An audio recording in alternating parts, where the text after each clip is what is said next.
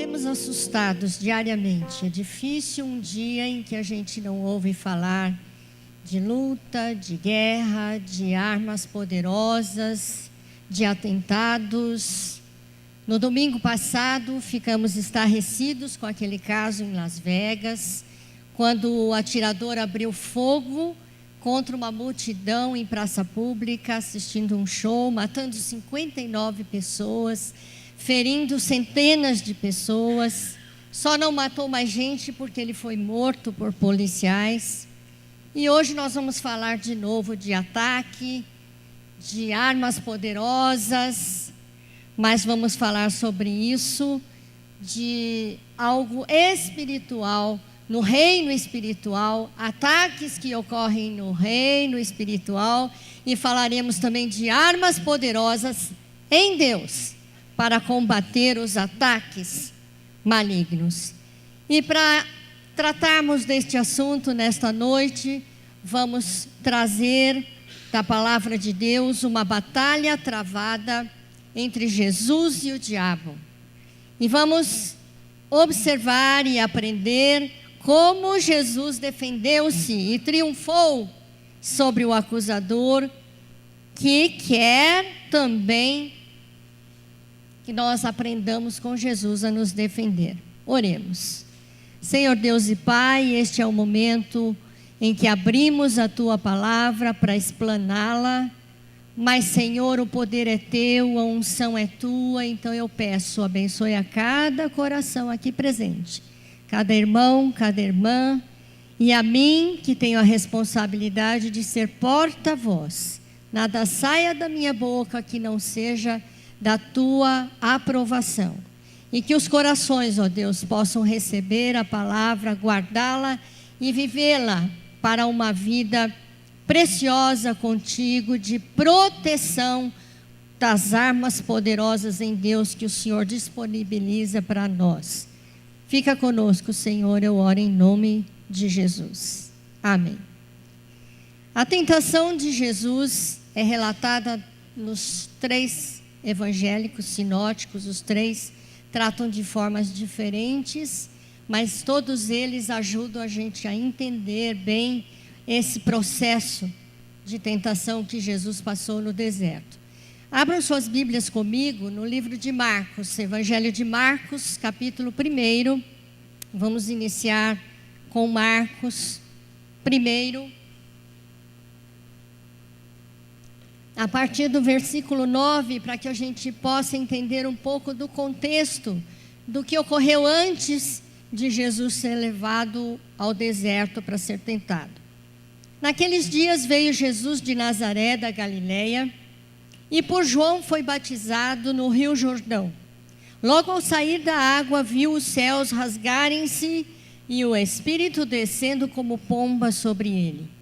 Então foi ouvida uma voz dos céus: Tu és o meu filho amado, em ti me comprazo.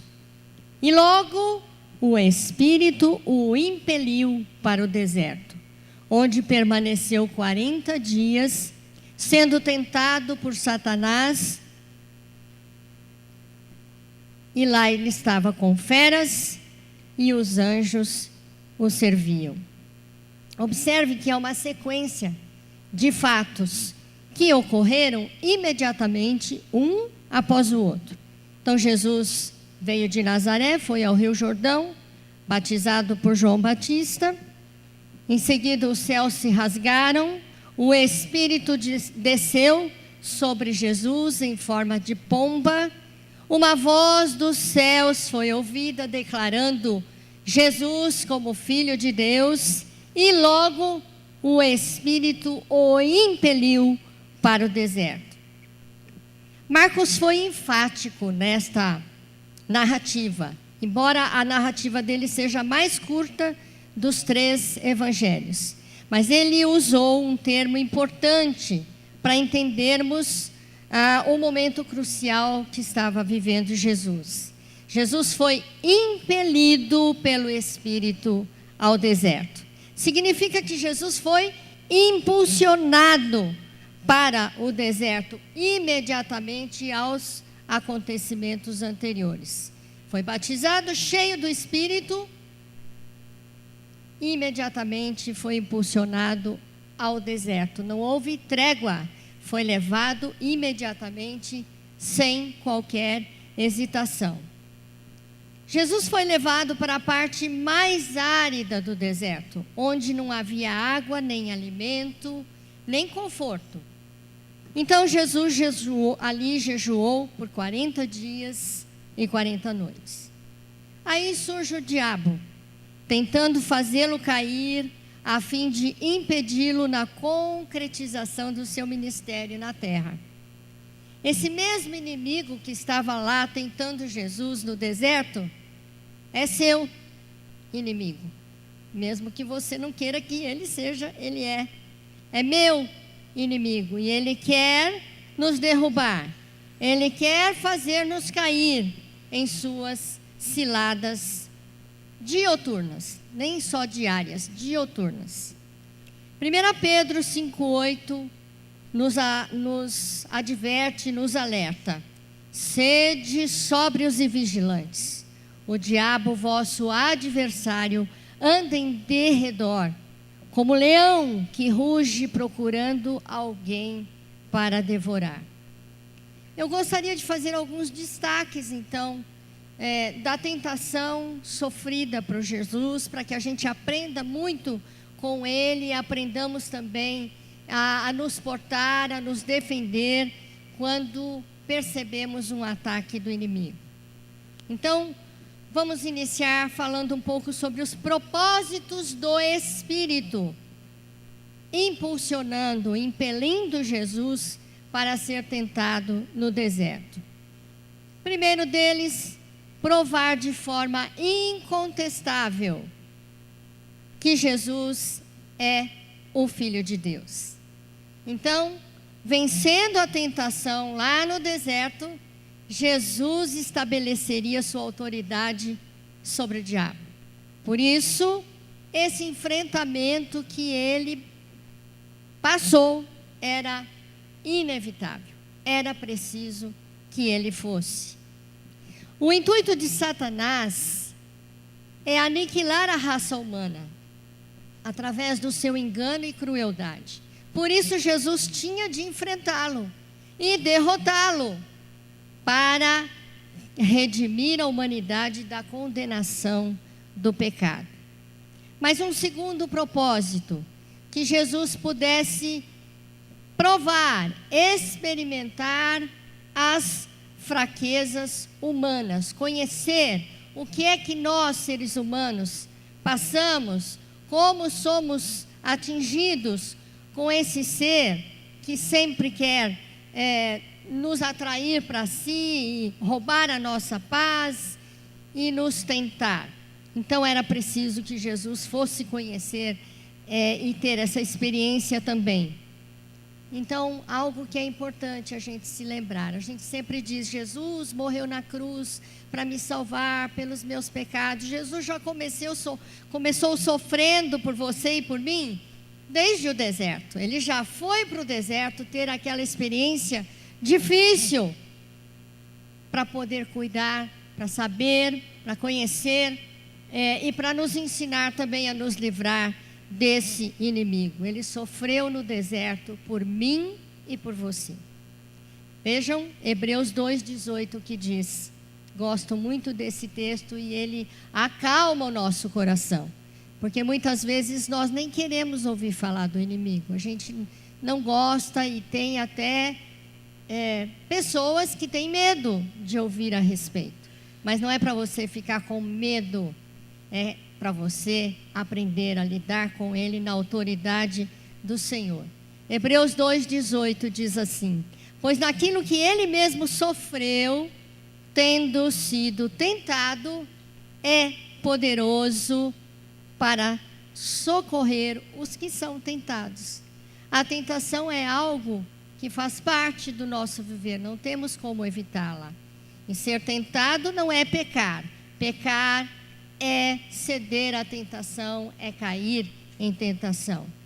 Então, no momento da tentação, você pode contar com o socorro de Jesus. Amém, igreja? Vamos ver agora um segundo destaque sobre as formas de ataques de Satanás. Dentro desse contexto, alguma coisa veremos. Ele incita quem está na sua mira a perverter os propósitos de Deus. Observe Mateus 4:3. Então o tentador, aproximando-se, lhe disse: se és filho de Deus, manda que estas pedras se transformem em pães.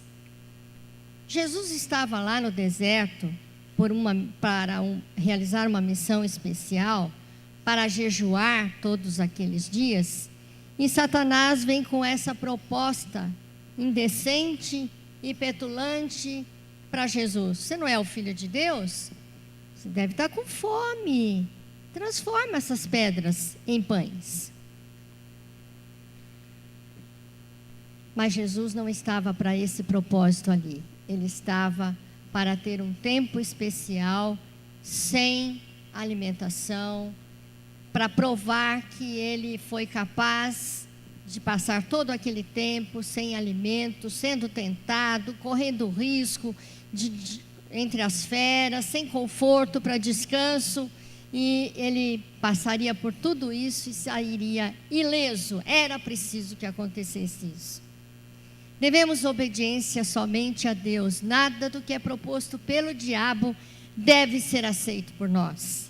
Ele nos engana, ele quer convencer a gente do contrário daquilo que a palavra diz que deve ser o nosso proceder. Deus não está te provendo, Jesus? Está deixando você passar fome, você, o filho dele? Ele te deu poder, ele diz que nenhum mal vai te acontecer. Transforma essas pedras em pães. É papel dele. Então você pode transferir isso para a sua vida, para o seu dia a dia. Quantas vezes somos tentados também em situações que não vemos saída, que estamos em dificuldade, ele vem sutilmente soprar no nosso ouvido. E não é uma voz assim que a gente ouve: eu estou ouvindo a voz do diabo. Mas ele prepara a situação, circunstâncias, para que você leve o seu pensamento contrário ao conhecimento de Deus. Eu estou sem emprego há muito tempo, foi me oferecido um trabalho meio escuso, meio fraudulento, mas eu não tenho outra forma de fonte de renda. Eu vou aceitar, Deus há de me ajudar. Ainda põe Deus no meio. No casamento, os cônjuges não estão se dando bem, então cada um vai para um lado e se acha no direito de tentar outro relacionamento, porque aquele seu companheiro não está correspondendo às suas expectativas, sem pensar nos compromissos como marido, como mulher, e como agir diante de uma situação dessa, mas vai dando ouvidos ao tentador, ao mentiroso.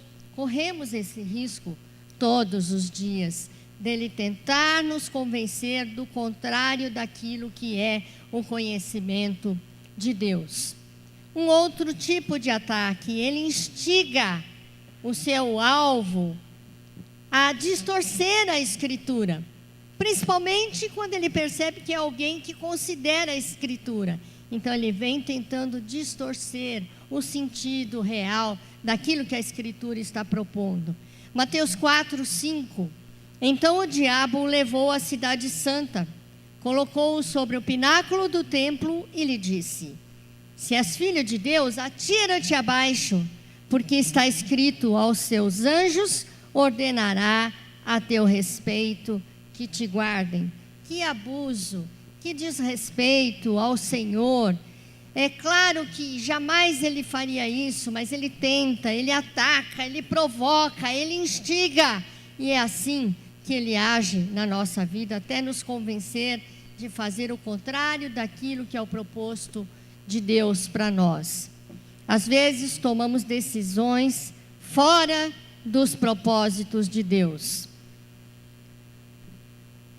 E isso é ceder, isso é inverter aquilo que Deus preparou para nós. E Então nós temos de ter esse discernimento, temos de estar atentos para conhecer as artimanhas desse inimigo. E um outro ataque que ele usa demais é prometer riquezas e glórias para aqueles que cedem, que o servem. Mateus 4:8 diz assim: levou ainda o diabo a um monte muito alto, mostrou-lhe todos os reinos do mundo e a glória deles. E lhe disse: tudo isto te darei, se prostrado me adorares. Que diferença de ambiente, o deserto e o alto do monte mostrando toda a glória do mundo. Então, num primeiro momento é de se pensar, por que não trocar o deserto por tudo isso? É tão melhor, é tão mais atrativo. E muitas vezes nós nos vemos em situações assim no nosso dia a dia. Quantas pessoas não se importam de onde vem o dinheiro, a fama, a solução do problema, chegam a fazer pacto para obtê-los. É comum você anda nas ruas, vê em postes propagandas de gente que lê mão, que adivinha o futuro, e a pessoa no desespero, que quer saber o que vai acontecer na vida dela, vai e cede. Isso tudo são ilusões que o inimigo propõe, e propõe para a gente também que conhece a palavra de Deus, e podemos cair nas suas artimanhas. Quantas pessoas não querem saber de onde vem o seu benefício? Ela quer o benefício. Eu me lembro que quando a Shalom funcionava num espaço muito grande, um espaço muito agradável, muito bonito, que foi todo reformado, arrumado para que a igreja funcionasse ali. Mas era um aluguel assim bem alto, e com o passar do tempo, com os reajustes que vieram, foi ficando difícil cumprir aquele compromisso, honrar aquele compromisso no dia certo. E houve uma ocasião que os pastores procuraram o proprietário daquele lugar. É um médico muito rico, tem muitas propriedades. Então acharam os pastores que ele se condoeria com a situação e faria um preço menor para que a gente pudesse continuar com a igreja funcionando ali. Explicaram a situação. Nossos recursos são de pessoas que ofertam, que dizimam. É algo voluntário que nós não podemos obrigar ninguém a fazer. E gostaríamos que o senhor pensasse num desconto do nosso aluguel, para que a gente pudesse honrar esse compromisso no dia certo e permanecêssemos ali por longo tempo. E esse homem não se doeu nem um pouco com a situação e disse: eu não me importo de onde vem o dinheiro, se é de Deus ou do diabo, eu quero esse dinheiro na minha mão no devido vencimento. Tem muita gente assim, que abre mão de tudo para obter aquilo que quer, independente se está agradando a Deus ou não, se o resultado final será bom ou não. Mas eu quero falar agora de um outro destaque, que é o mais importante, que é das armas de defesa utilizadas por Jesus para combater Satanás. Jesus não ficou trocando ideias, argumentando com o diabo, tentando convencê-lo do contrário. Ele simplesmente declarou a Escritura para paralisar as ações do diabo. Mateus 4:4 diz assim: Jesus, porém, respondeu: está escrito, não só de pão viverá o homem, mas de toda a palavra que procede da boca de Deus. Transformando essa situação para uma situação corriqueira do nosso dia a dia. Fosse com a gente, quem sabe, talvez faríamos assim: diabinho, olha, veja só, você tem que entender que eu sou filho de Deus. Você não pode me tentar desse jeito. Compreenda que eu não posso ceder aos seus apelos. Eu posso sim transformar pedras em pães, mas eu não vou fazer isso agora. Não teve conversa, não teve diálogo, teve autoridade do Senhor, como nós temos de ter essa autoridade quando temos de combater ataques de Satanás sobre as nossas vidas. Está escrito: nem só de pão viverá o homem, mas de toda a palavra que procede da boca de Deus. Respondeu-lhe Jesus também, num outro momento: também está escrito: não tentarás o Senhor teu Deus, quando Ele oferece todos os reinos da terra. Não tentarás o Senhor teu Deus. Eis aí a importância do que Jesus fez, declarando a Escritura, o que Ele quer nos ensinar, para mim e para você, nesta noite. Que é importantíssimo, é indispensável que tenhamos as Escrituras cravadas na nossa mente, não só gravadas, cravadas para formatar a nossa conduta do dia a dia, em tudo que fizermos. Não adianta conhecer apenas, é preciso vivê-la e declará-la. Jesus conhecia a Escritura, constantemente livrava-se de situações embaraçosas, citando-a. Desde menininho ele foi ensinado nas Escrituras, daí a importância dos nossos pequeninos aqui na frente, dizendo versículos, decorando, porque com a cabecinha boa que eles têm hoje, eles não vão esquecer. Na fase adulta, quando eles enfrentarem situações difíceis, eles vão lembrar: tudo posso naquele que me fortalece. Eles vão lembrar: nada nesse mundo vai me atrair mais do que a casa do Senhor, porque eu e minha casa serviremos ao Senhor. E assim, tudo aquilo que a gente for inculcando de palavra de Deus na nossa vida e na vida dos nossos filhos, trará proteção a todos, porque aí teremos norte, teremos ponto de partida, teremos critério para tomar as decisões da nossa vida. Quem não conhece a Escritura, quem não vive a Escritura, não tem parâmetro, então vai fazendo as coisas conforme acha que deve fazer, conforme vê outros fazendo, mas a Escritura é norte, é luz para os nossos caminhos. E é escudo de proteção também. Há um salmo que diz: tua palavra é pavês e broquel. Pavês e broquel é proteção, é armadura de soldado, daquele tempo que os soldados punham uma armadura no corpo todo.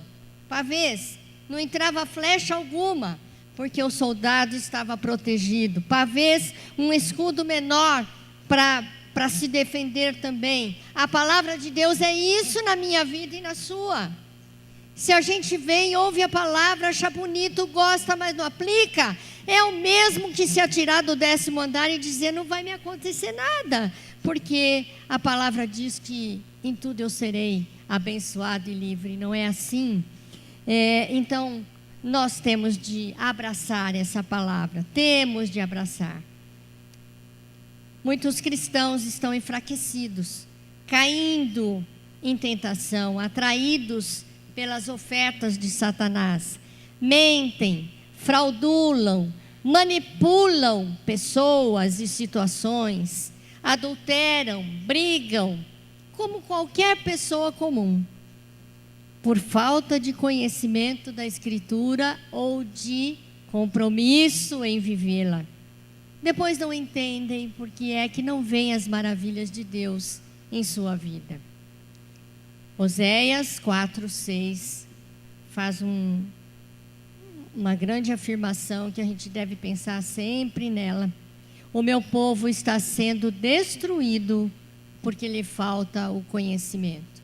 Quem não tem conhecimento é presa fácil nas mãos do inimigo, que é o príncipe desse mundo. Tem o controle nas suas mãos para fazer muito estrago na vida de quem não está firmado no Senhor, na palavra.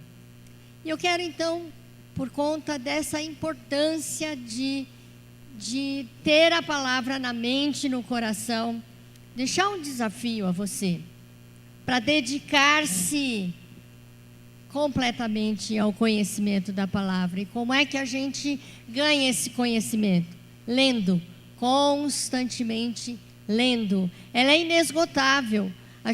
Eu tive um avô que amava a palavra de Deus, lia muito, diuturnamente, ele tinha muito tempo para isso.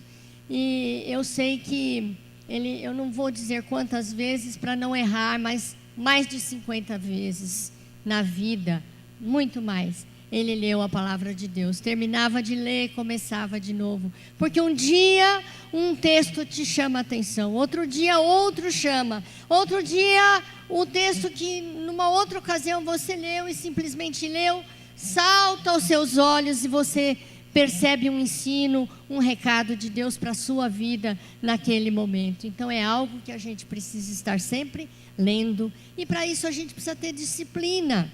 E hoje é tão fácil, quando vemos o que aconteceu lá na Reforma, quanta luta, não é? Dos reformadores, a palavra era escondida do povo, era em latim, ninguém entendia nada, podiam ensinar o que quisessem que ninguém ia conferir. E quando os reformadores, tocados pela verdade da palavra e queriam divulgar essa palavra, trataram de trabalhar, de traduzir, de fazê-la conhecida e popularizada. E hoje, muito mais do que naquela época, nós temos na nossa mão, com a versão que a gente quiser, para comparar uma com a outra. Se quiser ler no original, no hebraico, no grego, também tem disponível. Se você não entende um texto, você vai lá na nova versão, que também é confiável, na linguagem de hoje, para você entender algum texto que não conseguiu entender muito bem em outra linguagem. Tem planos de leituras, você pode baixar no seu celular. E quanto a isso, eu queria até fazer uma observação. Uma ocasião, o pastor distribuiu por toda a igreja, fez com cuidado um folheto bem bonito, com um plano anual de leitura. E eu sei que muitos irmãos levaram a sério, mas outros olharam 3 capítulos por dia, 5 no domingo. Não vou dar conta. Nem começou, levou o folhetinho para casa, ou nem pegou o folhetinho, não deu conta, achou que seria muito. Mas a gente começa com pouco, até ir gostando, aprendendo, e querendo comer a palavra, como o profeta dizia: logo que as encontrei, as comi. Quando você vai realmente percebendo quanto Deus fala, você não quer ficar mais sem esse alimento para a sua vida. A Bíblia é tão acessível. Faça alguma coisa, procure, baixa lá no seu celular. Se você não consegue, está cheio de experts aqui nesse assunto que poderão te ajudar. Ou então leia na sua Bíblia mesmo, ou leia mesmo, até na internet você deve encontrar plano de leitura, você pode imprimir, deixar dentro da sua Bíblia. Não há desculpa para não lê-la. Não tem tempo? Eu tenho uma ideia. Entre um pouco menos nas redes sociais, vai sobrar um bom tempo para você. Então, uma das vezes que você for para as redes, você fala: não, primeiro eu vou para um plano de leitura, vou garantir já um alimento sólido, depois eu vejo secundariamente estas outras coisas. E você vai perceber que há tempo sim para isso. Você não vai ter que sair de onde você está, porque assim como você entra na rede social, em qualquer lugar que você esteja, em qualquer fila, em qualquer espera, você pode acessar a palavra e ser alimentado e ser fortalecido por ela. E uma segunda arma de defesa que Jesus se utilizou dela, que é uma consequência de conhecer a Escritura, porque quem conhece, obedece, porque sabe que é algo bom. Então, a obediência. Jesus, pela obediência ao Pai, ele foi impulsionado para o deserto. Ele não escolheu isso, ele não pediu isso, certamente não foi agradável essa experiência, mas ele obedeceu, sem hesitar. E ele não cedeu aos apelos de Satanás. Rejeitou todas as propostas do diabo, expulsando da sua presença e triunfando sobre ele. Mateus 4:10. Então Jesus lhe ordenou: retira-te, Satanás, porque está escrito: ao Senhor teu Deus adorarás, e só a Ele darás culto. E essa foi a ordem final. E Satanás se retirou. Mas para terminar, eu gostaria de fazer alguns alertas a você. Jesus venceu os 40 dias de tentação. Venceu, saiu triunfante. E você também pode vencer e sair triunfante de qualquer natureza de tentação que você sofrer.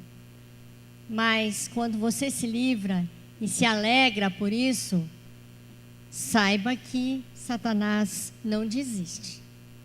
Aliás, se é uma qualidade que ele tem, a única é a persistência. Ele não desiste. Ele fica de olho. Disse o texto que ele está ao nosso derredor. Então, nós temos o Espírito em nós, e maior é o que está em nós do que o que está no mundo. Temos os anjos do Senhor, que Deus levanta quem Ele quiser, na hora que quiser, para estar ao nosso redor, como diz o Salmo: o anjo do Senhor acampa-se ao redor dos que o temem e os livra. E Satanás ao derredor. Então ele fica ao derredor, esperando algum descuido, alguma brecha para tentar fazer-nos cair. De fato, isso aconteceu. Jesus saiu do deserto, foi para o seu ministério absolutamente fortalecido, poderoso, autorizado por Deus para realizar toda a obra que tivesse que realizar. Mas Satanás conseguiu e continuou perseguindo a Jesus. Como? Assim como ele nos persegue todo dia. Eu venço uma tentação hoje, você vence uma tentação. Ah, eu vi lá algo em promoção para pagar em parcelas. Ah, eu posso comprar. Eu vou comprar. Eu vou adquirir. Dá para pagar. Mas você nem estava pensando naquilo, só porque surgiu a oportunidade, viu, desejou e sem pensar levou. Não tem importância, não é pecado comprar em parcelas, mas você precisa avaliar se você realmente precisa daquilo. E uma das coisas que Satanás trabalha na nossa vida é para que sejamos cada vez mais consumistas. E quanto mais consumistas somos, menos achamos que dá para cumprir a ordenança de compromisso com a igreja do Senhor, trazendo o nosso dízimo, a nossa oferta. Talvez o dízimo, a oferta, ficou lá na parcelinha. Então nós temos de tomar cuidado com isso, porque ele é sutil para nos tirar do caminho que devemos andar. Então ele perseguiu Jesus. Sim, quantas vezes Jesus, realizando o seu ministério, a sua obra, pessoas endemoniadas apareciam e ele tinha de enfrentar e combater Satanás e expulsar. Os fariseus, quanto perseguiram Jesus o tempo todo na instrumentalidade do acusador.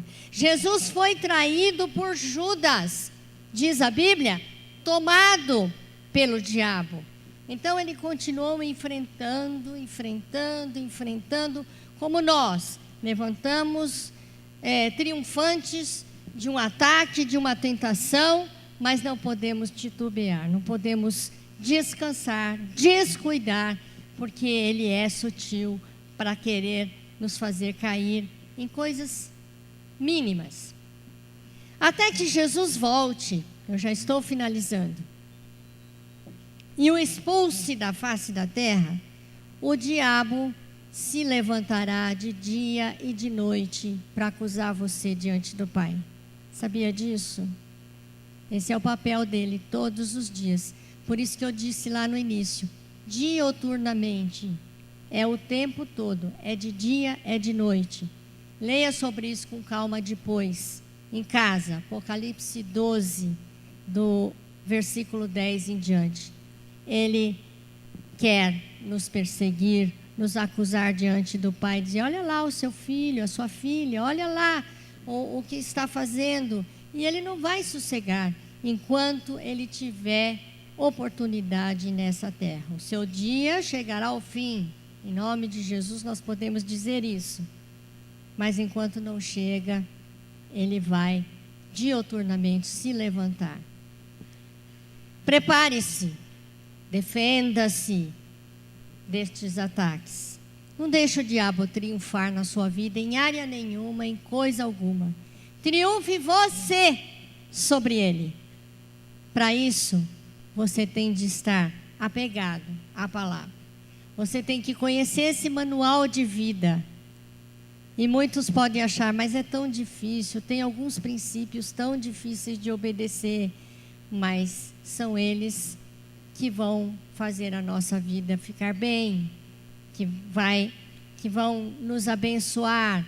Então vale a pena o empenho, o cuidado, a dedicação. Ore, jejue, fortaleça-se. E saiba de uma coisa: a oração e o jejum que você dedicar, por qualquer que seja a situação que você enfrentar, essa oração, esse jejum, é para mudar você. Não é para mudar Satanás, porque ele não muda. Ele vai insistir sempre. Não é para mudar outra pessoa que está lhe causando problema, porque ela só vai mudar se ela quiser e pedir a Deus que a mude. Então, o jejum, a oração, é para mudar você mesmo, é para fortalecer você mesmo, é para dar sabedoria para você mesmo, de como agir, de como vencer, de como triunfar. E eu termino com um texto muito importante para conhecermos. Eu tenho esse na minha mente, eu não tenho as palavras decoradas, mas eu tenho a referência para quando eu precisar, eu corro lá para reafirmar essa verdade, que eu procuro tê-la muito clara na minha vida, e eu penso que você também deve ter sempre este texto no coração e estas verdades aplicadas na sua vida. 2 Coríntios 10, 4, diz assim: as armas com as quais lutamos não são humanas. Ao contrário, são poderosas em Deus para destruir fortalezas. Destruímos argumentos e toda pretensão que se levanta contra o conhecimento de Deus. E levamos cativo todo o pensamento para torná-lo obediente a Cristo. Quero convidar os irmãos do louvor que venham à frente neste momento. Convidar você a se colocar em pé. E nós vamos então agora, não simplesmente, deixa esse texto, por favor. Deixa o texto na tela, por favor. Vamos aguardar. 2 Coríntios 10, 4. Eu gostaria de convidá-lo não a ler o texto. Ler é pouco. Mas a declarar como uma verdade poderosa para fazer toda a diferença na sua vida. Então não vamos ler, vamos declarar juntos, com toda a força, com todo o vigor, porque nós precisamos declarar em alto e bom som, e Satanás saberá o que rege a nossa vida. O Senhor se alegrará de saber que é isso que rege a nossa vida. E nós ficaremos bem, porque estaremos escolhendo o caminho certo para nos defender desses ataques terríveis do nosso adversário. Igreja, vamos ler juntos, com todo vigor? Ler não, declarar. As armas com as quais lutamos não são humanas. Ao contrário, são poderosas em Deus para destruir fortalezas. Destruímos argumentos e toda pretensão que se levanta contra o conhecimento de Deus, e levamos cativo todo o pensamento para torná-lo obediente a Cristo. Vou pedir ao nosso pastor que neste momento ore por nós para que Deus nos fortaleça, nos dê a bênção, e nós terminaremos com um cântico também de vitória, para a gente ir para casa com toda essa certeza de que estamos guardados pela palavra do Senhor, pela presença do Espírito em nossa vida. Amém, igreja?